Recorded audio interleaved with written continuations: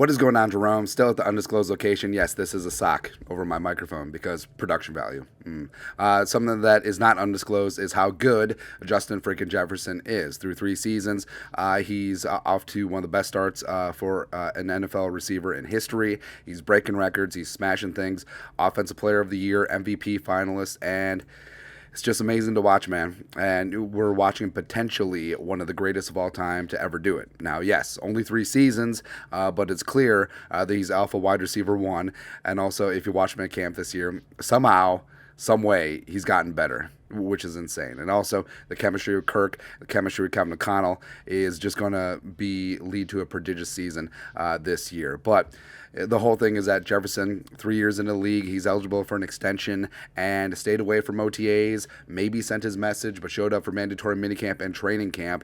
So he's being a good teammate. He's walking the line, and he deserves to get paid. But what's the holdup? Because a lot of people speculated that maybe at the start of training camp the deal will be done, but now we're 2 weeks in, still no go, still no steam on a potential extension for JJ.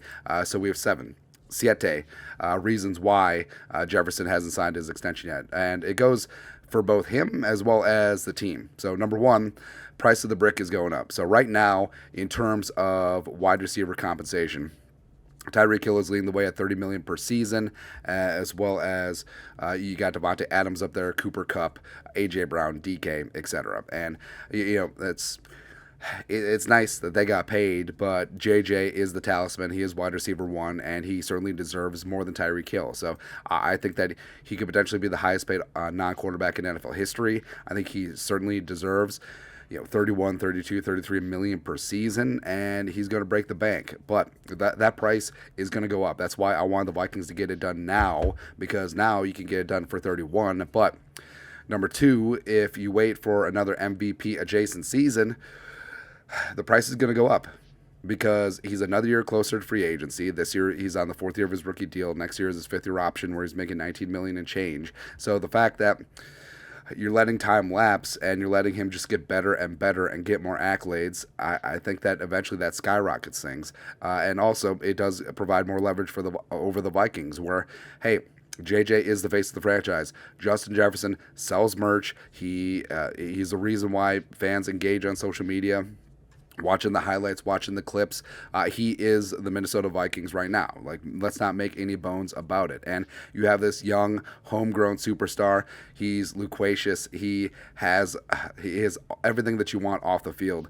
And he's just a dude who could be the face of the franchise for the next 10 to 15 years. And that's an important business decision because that means more money. More JJ jerseys, more season tickets, more everything, man. And another year with him closer to free agency where, yeah, maybe you franchise tag him in year 6, but eventually, if you don't get a long-term deal done, he's probably going to walk. And the price is going to go up because, number 4, other wide receivers are going to get paid. So you got guys like his dude Jamar Chase is going to be due up or eligible for an extension next offseason.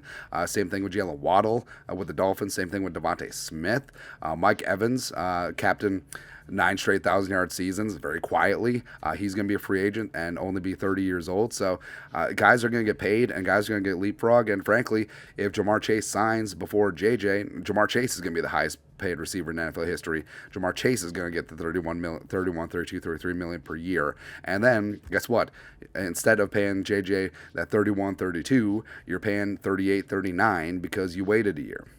But also, that could be one of the reasons why Jefferson himself is waiting, because he wants that price to go up, even though, well, we're going to skip 5 for a second. But number 6, JJ has always struck me where it's not about the money, where the money is important, yes, but wrangling every single last dollar, he doesn't strike me as that kind of guy. Like, yes, the lifestyle is important to him, but the whole thing is just going out there and competing and winning championships. That's what's important. And the salary cap league, if you leave a little more extra on the table so you can retain talent around you, especially at the quarterback position, that means a lot. And JJ is transcendent. He's just not another wide receiver where we're starting to talk about maybe he takes a little bit less so the team can afford their other stars like Tom Brady did in New England. And yes, Giselle money, all that stuff. Or frankly, what Patrick Mahomes did signing that 10-year, $450 million deal in KC a number of years ago, because now he's barely in the top 10 in terms of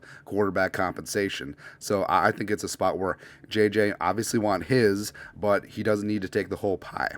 And number 5, assessing the quarterback situation. Is Kirk going to be here for the next 2 to 3 years? Is Kirk going to stay playing at a high level? And we say this a lot. Jefferson setting all these records. He's not throwing the ball to himself. Or are the Vikings going to go through like a Brooks Bollinger, Gus Frerotte, T-Jack, Christian Ponder, Donovan McNabb era of quarterbacks again? No. And lastly, number 7. Maybe the Vikings are weighing their options. Where, yes, JJ is the best receiver in the game. Probably going to go down as one of the best receivers of all time. He deserves to be the highest paid receiver and non-quarterback in NFL history. But if you're the Vikings, if you're Kwesi, you're looking at that, and it's still a quarterback-driven league. If a team is willing to give up everything, like 3 ones and a couple of starters, and you're able to get the draft capital, get your quarterback of the future, the quarterback of your dreams, do you do that? I don't think it's likely, but it's also a non-zero chance that that's something that they're pondering. So, there's a bunch of reasons why a deal hasn't got done. And frankly, if I woke up in the morning and all of a sudden he has signed a 3-year, $96 million or 3-year, $100 million deal with $75 million fully guaranteed, I'm fine. I'm good with it, man. But I guess we'll see what happens. But your thoughts are thoughts. 7 reasons why potentially a deal hasn't gotten done with Justin Jefferson as of right meow. Let us know your thoughts and our thoughts in the comment section below. Subscribe for daily Vikings takes. Want to support the work? Put a little something in the Venmo. But till next time, Skull Production Value.